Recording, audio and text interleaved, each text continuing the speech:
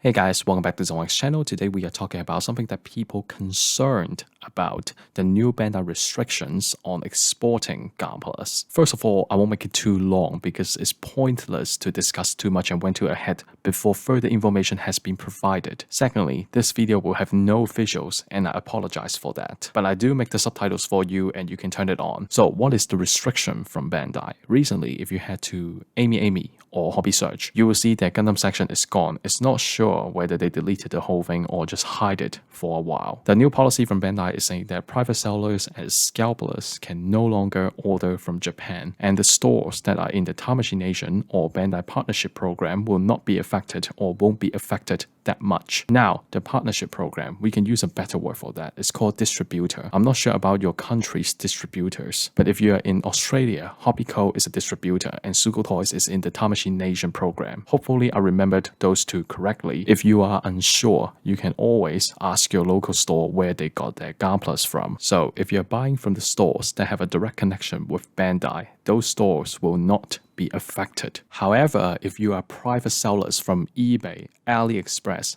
Amazon, or any other online shopping platforms, you will be affected, but not entirely, to be honest. This policy still have a lot of holes to exploit. Okay, I understand not every private seller is scalpers, but scalpers will always try to make the best out of a product. Although this policy is mainly targeting scalpers, but this policy is not that intimidating from my point of view. We need to learn something from the whole policy. We can start the story from the beginning of the pandemic. As you all know, the economy around the world is damaged and dropped. People lost their jobs or are unwilling to work, even though the molding and other steps are machine work. But you still need people to pack and ship.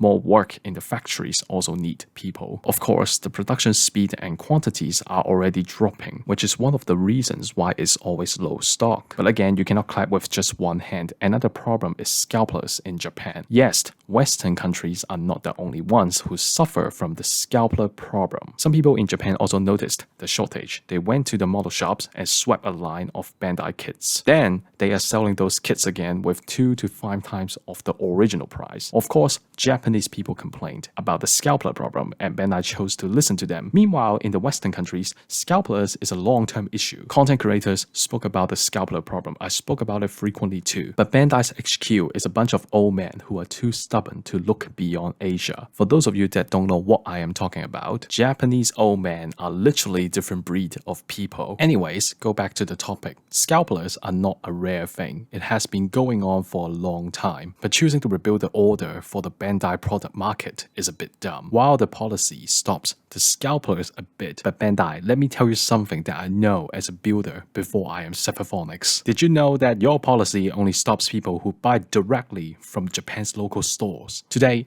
if I have a friend or middleman is happy to hunt a model for me, he can just buy for me. This is a gray area, a huge hole in the policy. If that friend or middleman buy the model in Japan, then he sends it out to Australia. It's not on the model shop or company name. That way, it's equal to this policy. It's just a blank paper. Alright, Japan's local stores did try to prevent the scalper problem by themselves. They restricted how many model kits per person. They set up questions to ask the customers, just to know if they are Gundam fans or just scalpers. At one point, they even cut the runners or open all the plastic bags to decrease the chances. Guess what? It doesn't work because eventually scalpers can do anything just to get profit. They can pay people to answer the questions for them. They can open shell companies and ship in multiple large packages of Bandai model kits. There were photos, but seems like I can't find them anymore. Please listen to me, Bandai. Get a translator or something. Your policy won't stop scalpers, even if it does. The damage to the scalpers is not that serious. They can always find another source in Japan. Buy some people to have connections or just find a friend to help them. If you really want to end this scalper disaster, you should make the quantities per person to 1 to 3 models only. Your PB website can order up to 12 per order. I don't know did you guys update the system yet, but I saw it before. It's 12 per order. You want to stop scalpers or reduce their action, limit the private orders. Make the local store or any country store as priority. You can go extreme on limiting to distributors only, but that's another topic. Finally, your PB is the reason why scalpers exist. while it gave you huge profit, you also encourage people to buy it mindlessly. Premium Bandai, the name is fancy and people can obviously tell it's rare, so they will order with the maximum order quantity that you let them to buy. Shrinking the limitation from 20 to 12 won't help or reduce such actions. It's just old wine in a new bottle. Here is another advice. To stop the scalpers and make them relearn the meaning of Bandai's specific line, stop making everything P Bandai. P Bandai itself just help the scalpers grow more and faster. Although until this day, I still think P Bandai should not